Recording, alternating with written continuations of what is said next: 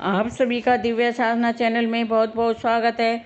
आज हम बात करेंगे हमारे सनातन धर्म के अनुसार हमारे दो महान ग्रंथ हैं। एक श्री रामचरितमानस, दूसरा श्रीमद् भागवत गीता। ये दोनों ग्रंथ हिंदू ग्रंथों में अपना विशेष महत्व रखते हैं और आजकल हम श्रीमद् भागवत गीता के ग्रंथ 18 अध्याय जिनके श्लोकों की व्याख्या हम सरल और आसान शब्दों में कर रहे हैं। अब तक हमने श्रीमद् भागवत गीता की भूमिका की व्याख्या और उसके पहले अध्याय जिसका नाम है कुरुक्षेत्र के युद्ध स्थल में सैन्य निरीक्षण के श्लोकों की व्याख्या हम सरल और आसान शब्दों में कर चुके हैं। अब आगे करेंगे श्रीमद् भागवत गीता के दूसरे अध्याय जिसका नाम है गीता का सार। यह अध्याय बहुत ही विशेष महत्व रखता है क्योंकि इसमें भगवान श्री कृष्ण जी ने स्वयं अपने मुखमंडल से गीता का महत्व बताया है और कहा है कि अगर हम अपने वास्तविक जीवन में इस गीता के सार को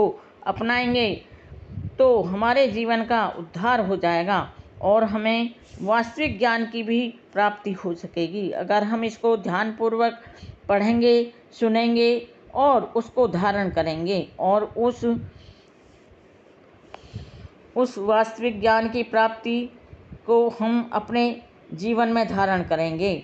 ऐसी मेरी आपसे प्रार्थना है। आप गीता के सार के श्लोकों की व्याख्या जो मैं सरल और आसान शब्दों में कर रही हूँ उसका श्रवण आप अवश्य करना। वीडियो शुरू करने से पहले आप सभी से मेरी प्रार्थना है कि आप मेरे वीडियो को लाइक, शेयर, सब्सक्राइब अवश्य करें। बेल आइकन भी प्रेस करें जिससे मेरे सभी नोटिफिकेशन आपको मिलते रहें और मेरे वीडियो को अंत तक अवश्य देखें। अब शुरू करते हैं आज का वीडियो जिसका नाम है गीता का सार, जो श्रीमद् भागवत गीता का दूसरा अध्याय है। इसलिए इसके श्लोकों की व्याख्या हम सरल और आसान शब्दों में कर रहे हैं। आज का श्लोक है 43। काम आत्मनः स्वर्ग परः जन्म कर्म फलम प्रदामः क्रिया विशेषः बहुलाम भोग ऐश्वर्य गतिम प्रति। इस श्लोक का अर्थ है कि जो मनुष्य अज्ञानी होते हैं, जिन्हें कोई ज्ञान नहीं होता है, वेदों के उन अलंकारिक शब्दों के प्रति अत्यधिक आसक्त रहते हैं, मोहित रहते हैं और जो स्वर्ग की प्राप्ति, अच्छे जन्म, शक्ति इत्यादि के लिए विविध काम कर्म करने की संस्तुति करते रहते हैं, इंद्रिय तृप्ति और ऐश्वर्य में जीवन की अभिलाषा के लिए, उसकी पूर्ति के लिए वे कहते हैं, अभिलाषा की पूर्ति के कारण वे कहते हैं कि हमें जीवन में इससे बढ़कर और कुछ नहीं चाहिए, हमें तो सिर्फ स्वर्ग चाहिए जहाँ हमारी इंद्रिय तृप्तियों की पूर्ण हो सके, इंद्रिय तृप्ति पूर्ण हो सकें। यहाँ कहने का मतलब यह है कि सब लोग अत्यंत बुद्धिमान नहीं होते और वे अपनी अज्ञानता के कारण वेदों के कर्मकांड भाग में बताए गए से काम कर्मों के प्रति अत्यधिक आसक्त रहते हैं और वे स्वर्ग में जीवन का आनंद उठाने के लिए इंद्रिय तृप्ति कराने वाले प्रस्तावों से अधिक और कुछ नहीं चाहते, जहाँ पर हमेशा मदिरा, तरुणाई अर्थात परियां उपलब्ध हों और भौतिक ऐश्वर्य सर्वमान्य हो। वेदों में स्वर्गलोक पहुँचने के लिए अनेक जगहों की संस्तुति की गई है, अर्थात अनेक यज्ञों के विषय में बताया गया है, जिनमें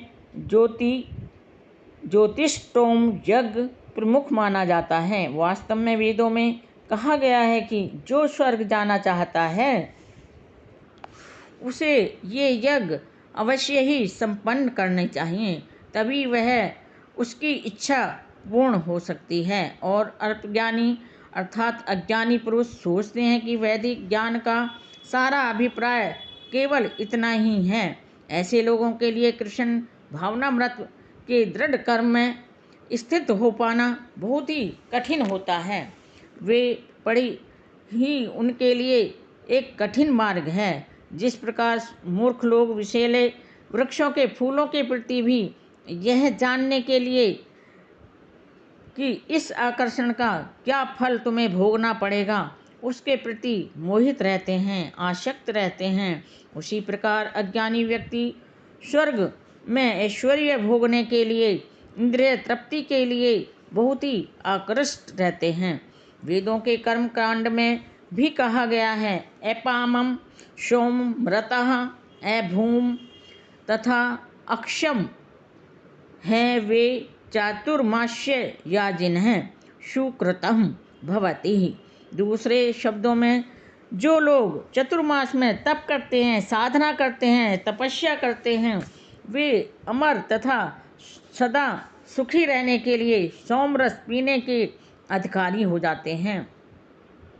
यहाँ तक कि इस पृथ्वी में भी कुछ लोग सोमरस के लिए बहुत ही इच्छुक रहते हैं, ललायित रहते हैं, जिससे वे बलवान बने और इंद्रिय तृप्ति का सुख पाने में समर्थ हो जाएं। ऐसे लोगों को भवबंधन से मुक्ति में कोई श्रद्धा नहीं होती, कोई आस्था नहीं होती, कोई विश्वास नहीं होता और वे वैदिक यज्ञों की तड़क भड़क में विशेष आसक्त रहते हैं। वे सामान्यतः विषयी होते हैं और जीवन में स्वर्ग का आनंद लेने के अतिरिक्त और कुछ नहीं सोचते। कहा जाता है कि स्वर्ग में नंदनकानन नामक अनेक उद्यान हैं, अर्थात अनेक बाग हैं, जिनमें दैवी सुंदरी स्त्रियों का संग तथा प्रचुर मात्रा में सोमरस प्राप्त होता रहता है। ऐसा शारीरिक सुख निसंदेह विषय ही है। अतः ये लोग वे हैं जो भौतिक जगत के स्वामी बनकर ऐसे भौतिक अस्थायी सुख के प्रति बहुत ही आसक्त रहते हैं, बहुत ही मोहित रहते हैं। यह थी मेरी आज के श्लोक की सरल और आसान शब्दों में व्याख्या। मेरे वीडियो में अंत तक बने रहने के लिए आप सभी का कोटि कोटि धन्यवाद। नमस्कार।